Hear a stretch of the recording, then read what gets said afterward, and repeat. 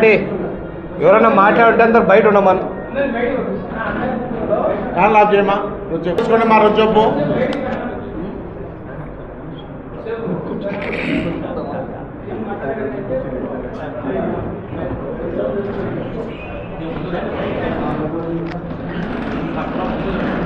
ముందుకు రావాలన్నా చేయండి మా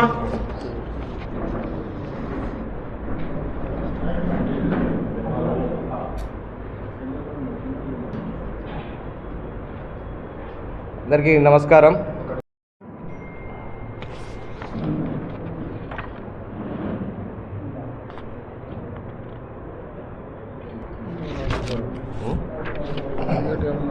ఏం అడిగేది ఏం లేదు, అడిగేది అయిపోయేది వచ్చేసేది పని.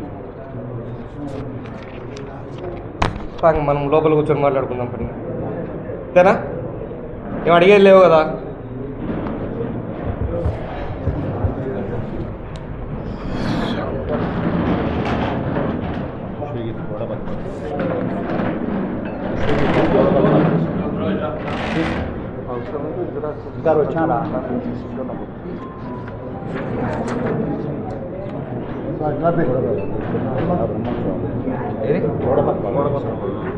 ఈ మరి రెడీ శంకర్ రెడ్డి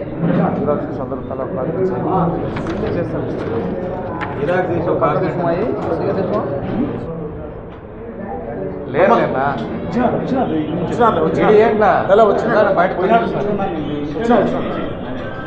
ఈ పుష్పగిరి గురించి కూడా కొంచెం రాయండి అన్న. పుష్పగిరి తిరునాళ్ళు జరుగుతుంది కానీ దానికి ఉన్నంత ప్రాముఖ్యత తగ్గట్టు పబ్లిసిటీ లేదు. పబ్లిసిటీ మీ మీడియా ద్వారా చేయాలని కోరుకుంటా ఉన్నాం. ఇప్పుడు ఉత్సవాలు కూడా జరుగుతూ ఉన్నాయి పుష్పగిరికి సంబంధించి. రాండి మీరు. దాని డెవలప్మెంట్ కూడా ఒక ప్లాన్ తీసుకున్నాము. ఆ ప్లాన్ మీద కూడా వాళ్ళు పోతారు. మా వంతెన ప్రసాదం స్కీమ్లో అడిగి ఉన్నాం. సెంట్రల్ గవర్నమెంట్ దగ్గర నుంచి ఫండ్స్ అడిగి ఉన్నాము. ఈ మన ఫుట్ ఓవర్ బ్రిడ్జి కోసం కావాలని చెప్పేసి ఈపీఆర్ కూడా మన దాన్ని తయారు చేసి ఇమ్మని చెప్పారు సీఎం గారు. ఫుట్ ఓవర్ బ్రిడ్జ్ పెట్టేసి నడుచుకుంటూ వచ్చేది మొత్తం తిరిగి రావాలి కదా. ప్లస్ దానికి గిరి ప్రదర్శనకి కావాల్సిన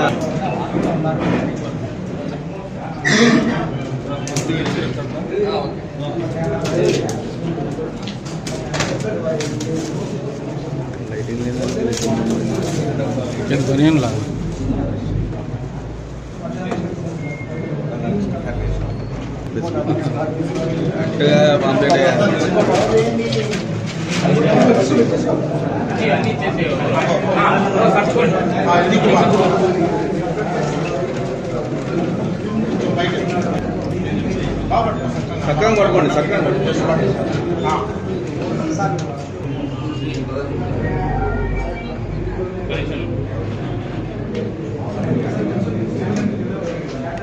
అలాగే ఉండండి.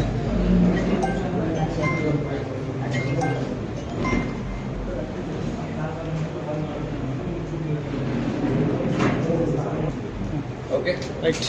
ఓకే ఏనా ఏమైంది చెయ్యి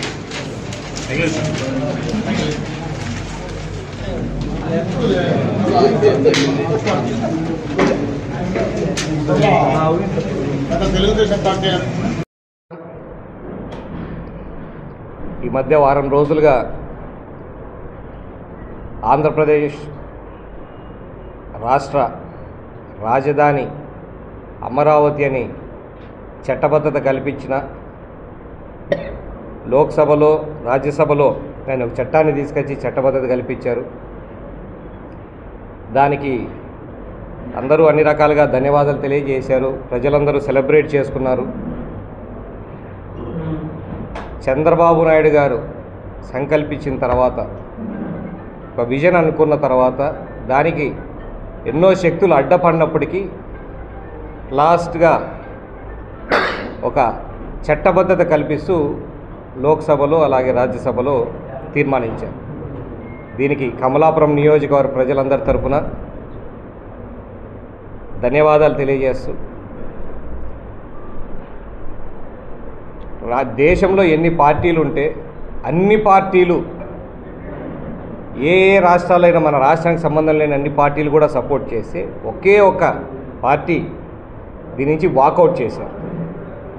దీనికి ఇంకా ఇవి కావాలి, ఇవన్నీ ఇవ్వండి అని చెప్పి అడగడాల్సి పోయి, సెంట్రల్తో కొట్లాడాల్సింది పోయి, మనతో పాటు రాష్ట్రానికి ఏం మేలు జరగాలి చూడాల్సింది పోయి, ఇక్కడి నుంచి వాకౌట్ చేస్తానని పోవడం చాలా బాధాకరం. దానికి వాళ్ళ సెల్ఫ్ అజెండా ఏమైనా కావచ్చు, కానీ ఈరోజు అభివృద్ధి దిశగా పరిగెడుతున్న అమరావతిని చూస్తే, ఎందుకంటే మేము అసెంబ్లీకి పోయినప్పుడు రెగ్యులర్గా చూస్తూ ఉంటాం కాబట్టి, ఈ 2 సంవత్సరాల్లోనే ఏదైతే పూర్తిగా అస్తవ్యస్తమైపోయి పనికి రాకుండా పక్కన పెట్టేసిన దాన్ని మళ్ళా దానికి జీవం పోసి, డిలే అవ్వడానికి కూడా ఆ స్ట్రక్చర్స్ ఏమైనా పాడైపోయినాయని చెప్పి ఐఐటి వాళ్ళందరితో టెస్ట్ చేయించి అన్నీ బాగున్న తర్వాతనే పనులు మొదలు పెట్టారు. కాబట్టి ఇప్పుడు చాలా ఫుల్ స్పీడ్గా నడుస్తూ ఉన్నాయి. టార్గెట్ పెట్టుకొని 28 లోపల మొత్తం ఏవైతే ఐకానిక్ బిల్డింగ్స్ ఉన్నాయో, అసెంబ్లీ, సెక్రటేరియట్ సంబంధించిన ఐకానిక్ బిల్డింగ్స్, అలాగే హైకోర్టు, రోడ్సు, మిగతా ఏ ఇన్ఫ్రాస్ట్రక్చర్స్ ఉన్నాయో అన్నీ కూడా పూర్తి చేసే దిశగా పరుగులెడుతుంది. ప్రతి రాష్ట్రానికి ఒక రాజధాని అవసరం, ఇది అందరూ చెప్పేదే. ఒక గ్రోత్ ఇంజన్ లేకపోతే, ఒక ఏదైనా ఇప్పుడు చెప్తున్నారు తెలంగాణ మిగతా చోట్ల ఒక ప్లస్ బడ్జెట్ ఉన్న రాష్ట్రాన్ని వాళ్ళకి అప్పగిస్తే మిగతా ప్రభుత్వాలు దాన్ని వాడటం తెలియక మైనస్ చేసి, ఇప్పుడు కూడా ఒక హైదరాబాద్ ఉన్న రెవెన్యూతోనే అది బయటపడతా ఉంది. హైదరాబాద్లో నుంచి వచ్చే డబ్బుతోనే రాష్ట్రాన్నంతా కూడా ముందుకు నడిపిస్తూ ఉన్నారు. అది లేకుండా ఉంటే వాళ్ళ పరిస్థితి కూడా చాలా దారుణంగా ఉండేది. అలాంటిది మనకు లేని పరిస్థితిలో అలాంటి సిటీ ఒకటి ప్లాన్ చేసి, మనకు కాదు కావాల్సింది, మన భవిష్యత్ తరాలకు ఒకటి అలాంటిది ఉండాలని చెప్పేసి ప్లాన్ చేశారు. తెలుగుదేశం ఎప్పుడు కూడా చంద్రబాబు నాయుడు గారు క్యాపిటల్ సిటీ ఒకటి ఉన్నప్పటికీ అభివృద్ధి మాత్రం వికేంద్రీకరణ ఇస్తాం, ఎక్కడ ఏం పెడతామని చెప్పిన విధంగా డెవలప్ చేస్తూ వచ్చారు. కానీ రాక్షస పాలన వచ్చిన తర్వాత గత ప్రభుత్వంలో ఆ రాక్షస పాలనలో సెల్ఫ్ అజెండా, ఒక ద్వేషం, దేనికి ద్వేషిస్తున్నారో కూడా తెలియకుండా ఒక ద్వేషంతో దాన్ని నాశనం చేయడం జరిగింది. ఎలా అనంటే, ఒకరోజేమో 3 క్యాపిటల్ అంటాడు, ఒకరోజు నేనుండేదే క్యాపిటల్ అంటాడు ఆయన, ఇంకొక రోజు వైజాగ్ క్యాపిటల్ అంటాడు. ఇష్టం వచ్చినట్లు మాట్లాడతా, ఏ రోజుకి ఆ రోజు ఆయనకి ఏది అనిపిస్తుంది. ఆయన బెంగళూరులో అంటే బెంగళూరే క్యాపిటల్ అయిపోతుందా? అంత దారుణంగా మాట్లాడే పరిస్థితి నుంచి వైజాగ్ వాళ్ళు నమ్మల, 3 క్యాపిటల్ అన్న వైజాగ్ వాళ్ళు చీతురు కొట్టారు. ఎప్పుడూ లేనట్టు విధంగా మెజారిటీలు ఇచ్చి, మాకు ఈ క్యాపిటల్ సిటీ మాకు ఇక్కడ అవసరం లేదని చెప్పి వెళ్ళగొట్టారు ఆయన అక్కడి నుంచి. కర్నూలుకి నేను జ్యుడిషియల్ క్యాపిటల్గా చేస్తానన్నాడు. కర్నూలులో కూడా ఎప్పుడూ లేనట్టు విధంగా తెలుగుదేశంకి, కూటమి ప్రభుత్వానికి మద్దతు పలికారు ఆయన చెప్పిన తర్వాత.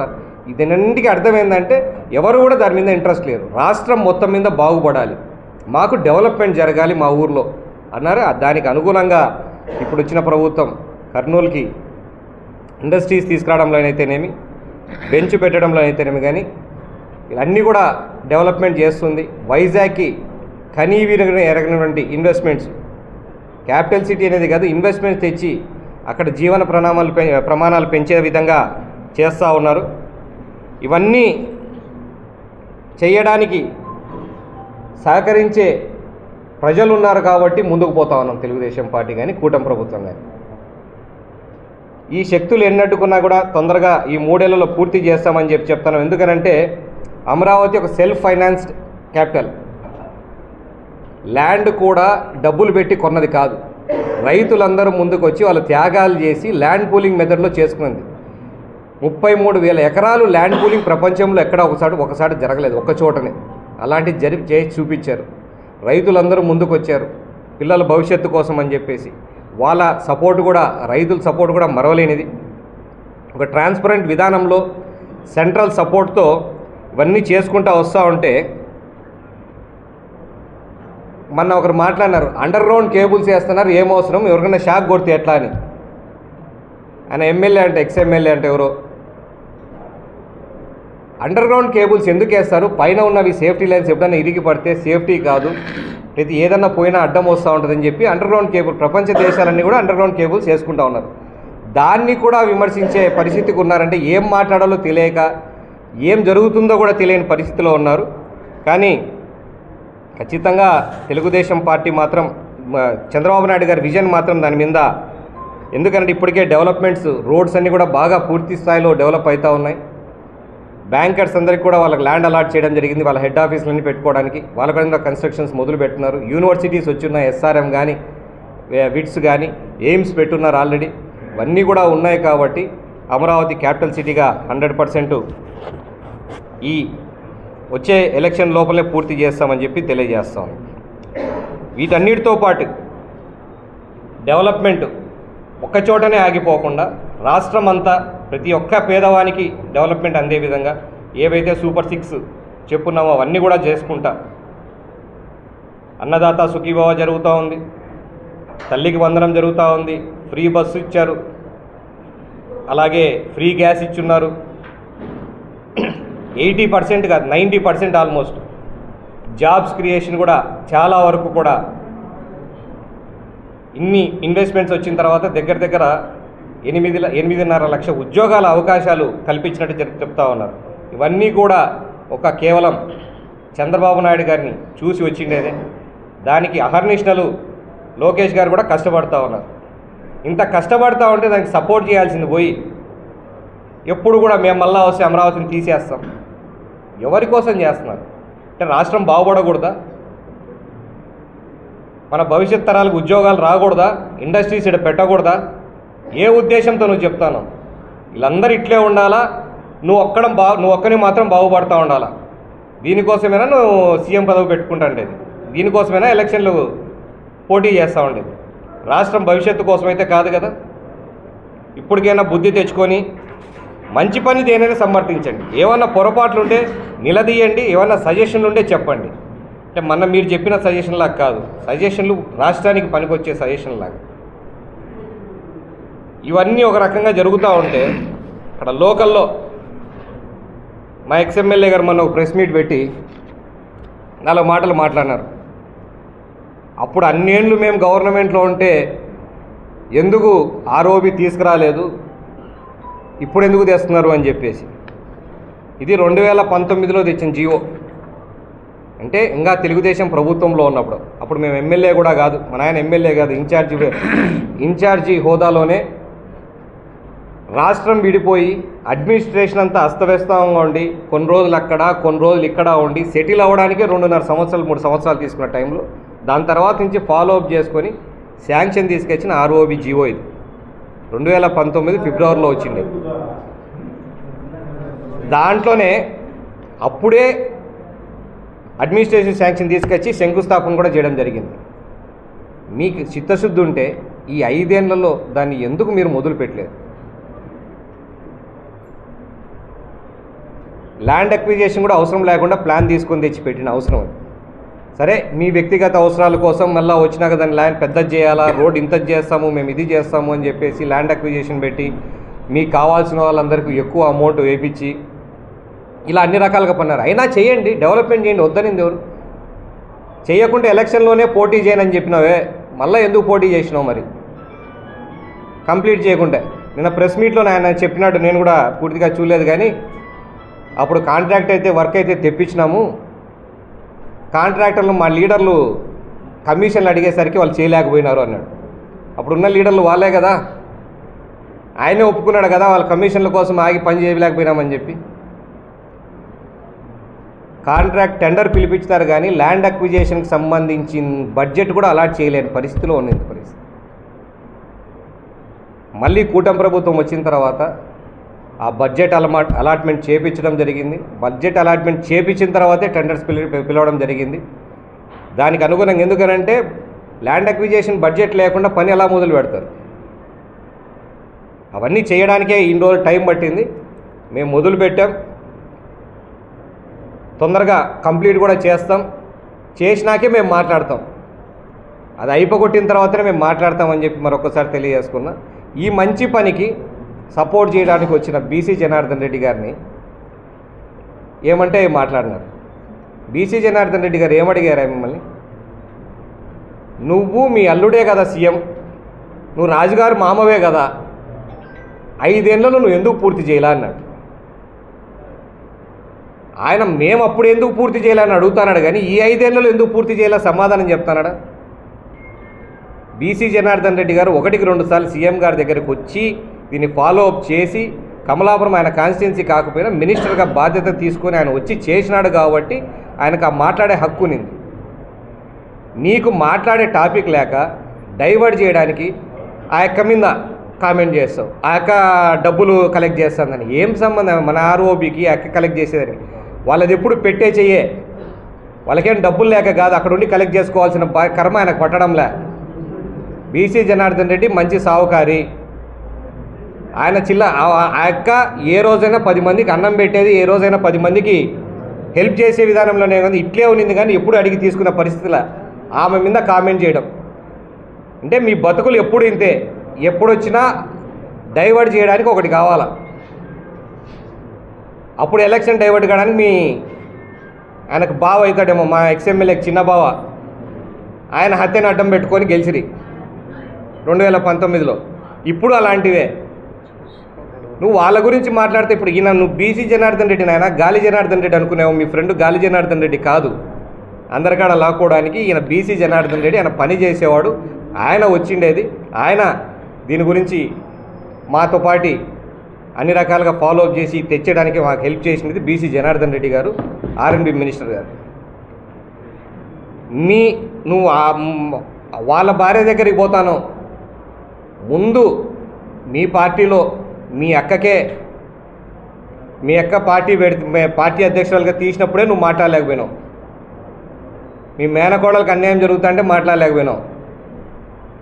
ఎన్ని మాట్లాడలేకుండా టాపిక్ డైవర్ట్ చేయడానికి ఆర్ఓబి టాపిక్ డైవర్ట్ కావాలా? దీనికి మాకు మంచి పేరు రాకూడదు, అంతే కదా. మీ అల్లుడు ఒక మంచి పాయింట్ ఇచ్చాడు కదా, మా విగ్గన్ అని, అదే డైవర్టింగ్ వాడుకోవచ్చు కదా. ఇలాంటి కామెంట్ చేయాల్సిన అవసరం ఏముంది? ఎప్పుడైనా కూడా డెవలప్మెంట్ జరుగుతున్నప్పుడు మీకు చేత కాకపోతే గమ్మునుండండి. కనీసం మమ్మల్ని చూసైనా నేర్చుకోండి, చెప్పిన పని పూర్తి చేయడం. మీరు 5 ఏళ్ళు వదిలిపెట్టిన చెరువులన్నిటికీ నీళ్లు తెప్పిస్తాను, మీరు వదిలిపెట్టిన ప్రాజెక్ట్స్ అన్ని GNSS అని తెప్పిస్తా అని చెప్పినాడు. ఆయనే కాంట్రాక్టర్ GNSS సంబంధించి. ఏదైతే డబ్బులు వస్తాయో అర్త్ వర్క్ మాత్రం తీసుకొని, డబ్బులు వచ్చి అర్త్ వర్క్ ప్రాజెక్ట్ మొత్తం తీసుకొని డబ్బులంతా దొబ్బుకొని పోయి మిగతా వర్క్ అంతా వదిలిపెట్టినాడు. సర్వరాయ సాగర్ ఉంది, గత తెలుగుదేశం ప్రభుత్వంలోనే 14-19 మధ్యలోనే రిజర్వాయర్ కంప్లీట్ చేసినాం. దానికి కాలువలు బూడి తీయాలి. కాలువలు తీయాలని చెప్తే ఆయన కాలువలు ఆడికి తీసుకున్న నీళ్లు ఆయన చేపల చెరువుకు, భారతీయ సిమెంట్ ఫ్యాక్టరీకి, ఈ రెండింటికే వాటర్ ఇచ్చుకుంటున్నాడు. ఈ 5 ఏళ్లలో నువ్వు రాజుగారి మామవు కదా, ఆయన మీ సీఎం గారు, ఎక్స్ సీఎం గారు కూడా కడప జిల్లా అయినా కదా. ఎప్పుడూ కూడా ఈ కమలాపురం ప్రజలు నీకు మద్దతు పలికినారు కదా. అప్పుడంతా ఎందుకు చేయలేకపోయినావు? సర్వరాయ సాగర్ నీళ్ళు నీ చేపల చెరువుకి అయితే ఇప్పించుకుంటేనే మొత్తం నీళ్ళు ఇచ్చినట్టు. సర్వరాయ సాగర్ ప్రాజెక్టు నీకే కట్టిన, కాంట్రాక్టర్ నువ్వే, దానికి వచ్చే నీళ్ళు వాడుకునేది నువ్వే. GNSS పరిస్థితి కూడా అంతే. ప్రజలకు అందించే బాధ్యత లేదా? ఇవన్నీ మాట్లాడకుండా ఏంటో మాట్లాడతారు. ఆ యొక్క యాడ్నో ఉండుంటే వాళ్ళ గురించి మాట్లాడాల్సిన అవసరం ఏముంది? ముందు ఏం డెవలప్మెంట్ చేయాలనుకున్నావు, ఏం డెవలప్మెంట్ చేద్దాము, ఇట్లా చేస్తే బాగుంటుందని ఒక మంచి సజెషన్స్ ఇస్తే నేను కూడా తీసుకుంటా, కలిసి పని చేస్తా. అంతేగాని చెత్త మాటలు మానుకోండి. ఇంకనైనా డెవలప్మెంట్ కొప్పర్తికి 2300 కోట్లు శాంక్షన్ చేపిస్తే 1200 కోట్లతో ఆల్రెడీ వర్క్ స్టార్ట్ అవుతా ఉంది. క్లియరెన్స్ అయిపోయినాయి, ప్లాన్స్ డ్రాయింగ్స్ వస్తే అప్పుడు జంగిల్ క్లియరెన్స్ కూడా అయిపోయింది. రోడ్ వర్క్ స్టార్ట్ చేస్తారు, ఇన్ఫ్రాస్ట్రక్చర్ రన్ చేస్తారు, కొత్త కంపెనీస్ తీసుకురావడానికి వస్తున్నారు. ఇప్పటికి కూడా మేము పోతే కడపనా అని భయపడుతున్నారు. ఏమన్నా ఇండస్ట్రీస్తో మాట్లాడితే కడపన కొప్పర్తి కాడికి రావాలా, వాళ్ళందరూ వస్తే ఇప్పుడు ఉండే బాగుంటుంది, మళ్ళీ ఎప్పుడన్నా ఫ్యూచర్లో వాళ్ళు వస్తే మా పరిస్థితి ఏందని అడిగే పరిస్థితిలో ఉన్నారు. వాళ్ళ భయాల్ని పోగొట్టి తీసుకురావడానికి చాలా కష్టపడాల్సి వస్తుంది. అలాగే టెక్నాలజీ సెంటర్, సెంట్రల్ గవర్నమెంట్ ఫండ్తో టెక్నాలజీ సెంటర్ వస్తే తాడేపల్లి నుంచి వద్దు కడపలో పెడతామని చెప్పి ఆయన తీసుకొచ్చానంటాడు. తెచ్చిన తర్వాత దానికి ల్యాండ్ అలాట్ చేయలే 3 ఏళ్లలో. దానికి ఎవడు ముందుకు రాలేదని చెప్పి PPP మోడ్లో ఎవడు రాలేదని చెప్పి లెటర్లు పెట్టున్నాడు. ఎవరు రాలేదు కాబట్టి మేము డెవలప్ చేయలేకపోతున్నామని లెటర్లు పెట్టినాడు. క్యాన్సిలేషన్ దిశగా వెళ్తుంటే మళ్ళా లేదు అమరావతికి షిఫ్ట్ చేస్తారని ఇంకొక ఇన్స్ట్రక్షన్ వచ్చిందనంటే మళ్ళీ సీఎం గారి దగ్గర పోతే లేదు కడపలోనే పెడతామని చెప్పేసి దానికి కడపలో కొప్పర్తులు ల్యాండ్ అలాట్ చేపించి దానికి సెంట్రల్ గవర్నమెంట్ సబ్మిట్ చేపించి ఇప్పుడు సెంట్రల్ గవర్నమెంటే పీపీపీ మోడ్లో కాదు మొత్తం ఇన్ఫ్రాస్ట్రక్చర్ అంతా నేనే ఇన్వెస్ట్ చేశాను 100 కోట్ల పైన ఖర్చు పెట్టేదానికి సెంట్రల్ గవర్నమెంట్ ఒప్పుకుంది. త్వరలో ముఖ్యమంత్రి గారి చేత అది కూడా ఇక్కడ శంకుస్థాపన చేపించి ఆ స్కిల్ సెంటర్ ఓపెన్ చేపిస్తాం. అది జరిగేంత వరకు కూడా ఇప్పుడున్న ఏపీఎస్సీ బిల్డింగ్ని తాత్కాలికంగా వాడుకునేదానికి కూడా ప్రణాళికలు చేస్తూ ఉన్నారు. ఈ విధంగా ఏ వచ్చిన అవకాశాన్ని కూడా వెనక్కి పోకుండా సెంట్రల్ గవర్నమెంట్ నుంచి ఏం తీసుకురావాలో ఫండ్స్ అని తీసుకొని ఒక పక్క కష్టపడతా ఉంటే నీకెక్కడ డెవలప్మెంట్ చేసి వాటి చెడ్డ పేరు మీకు చెడ్డ పేరు వస్తుందో మాకు మంచి పేరు వస్తుందని చెప్పేసి ఈ పనికిరాని మాటలు మానుకో. ఇప్పటికైనా దయచేసి ఎప్పటికైనా మంచి జరుగుతున్నప్పుడు సపోర్ట్ చేయండి. మీరైనా ఏదైనా మంచి చేస్తే ఖచ్చితంగా మేము కూడా సపోర్ట్ చేయాలి. గత 5 ఏళ్ళు ఏ మంచి లేకుండా విధ్వంసం దిశగా నడిచినారు కాబట్టి ప్రజలు మీకు ఆ రకంగా బుద్ధి చెప్పినారు. మేము కూడా పని చేయకుంటే ఫ్యూచర్లో బుద్ధి చెప్తారని మాకు తెలుసు. కాబట్టి మేము ప్రజలకు ఏం అవసరమో అది చూసుకొని పని చేస్తూ ఉన్నాం. కాబట్టి ఇంకొకసారి ఇలాంటి మాట్లాడకూడదని చెప్పేసి ఈ మధ్యకాలంలో మేము చేసిన రోడ్స్ డెవలప్మెంట్లు అయితేనే విలేజెస్లో చేసిన సీసీ రోడ్లు అయితేనేమి ఆర్ఎన్బిలో ఇప్పుడు మీరు ఆర్ఎన్బి గురించి చెప్తాను కదా మీరు ఎన్నో రోజుల నుంచి ఏలైనా కొమ్మర్ది ఉరుటూరు రోడ్ వేయించింది ఈ బీసీ జనార్దన్ రెడ్డి గారిని అడిగిన తర్వాత చెన్నూరు మండలంలో రోడ్లు వేసింది ఓలంపల్లి రోడ్లు ఇవన్నీ మీరు నిలబెట్టిన వర్కులు కూడా వేయించింది బీసీ జనార్దన్ రెడ్డి గారే. మళ్ళీ అయ్యవారిపల్లె రోడ్డు మీరు రోజు భారతీయ సిమెంట్ ఫ్యాక్టరీకి వాడుకుంటూనే ఉన్నారు. ఆ రోడ్డు కూడా వేయించుకుంటే దాన్ని కూడా ఇప్పుడు శాంక్షన్ చేసింది ఆ బీసీ జనార్దన్ రెడ్డి గారే. ఇన్ని రకాలుగా ఆయన చేస్తా అంటే ఆయన మీద విమర్శిస్తూ ఉన్నారు. దయచేసి ఈ స్టేట్ పులివెందల రోడ్ అంటారు ఈ రోడ్ అంతా కూడా మొత్తం డెవలప్మెంట్ చేసింది ఇప్పుడు అదే బీసీ జనార్దన్ రెడ్డి గారి టైంలో ఇప్పుడే ఆయననే చేసింది. ఇంకా ఈ 2-3 ఏళ్లలో ఏ ఒక్క రోడ్డు కూడా పెండింగ్ లేకుండా మీకు చేస్తాను. డ్యామేజ్ అయిన ఎందుకంటే ఈ హైవే దగ్గర అందరికీ తెలుసు ఈ పాపాగ్ని మీద బ్రిడ్జ్ కొట్టకపోతే దాని మీద బ్రిడ్జ్ స్టార్ట్ చేయడానికి ఎన్ని రోజులు ఎంతమంది కాంట్రాక్టులు మార్చినా ఎన్ని టెండర్లు దాటిచ్చేసినా ఆఖరికి పోటీగా తెచ్చి ఒక టెండర్ మేము కాంట్రాక్ట్ చేపించి పని చేయించాల్సిన పరిస్థితి ఆ గవర్నమెంట్ ఉన్నా కూడా ఎవరు రాకపోతే మేము ఉండాము దగ్గరుండి చేపిస్తామని చెప్పి ధైర్యం చెప్పి ఆ రోజు కాంట్రాక్ట్లో టెండర్లు వేయించడం జరిగింది. మీ పద్ధతి మా పద్ధతి కాదు. మాకు డెవలప్మెంటు ప్రతి ఒక్కడూ బాగుండాలా సంతోషంగా ఉండాలనేది మా ధ్యేయం. దానికి అనుగుణంగా మేము పనిచేస్తాం. ఖచ్చితంగా దీన్ని ప్రజలు కూడా గుర్తిస్తారని చెప్పి తెలియజేసుకుంటున్నాను. Thank you very much.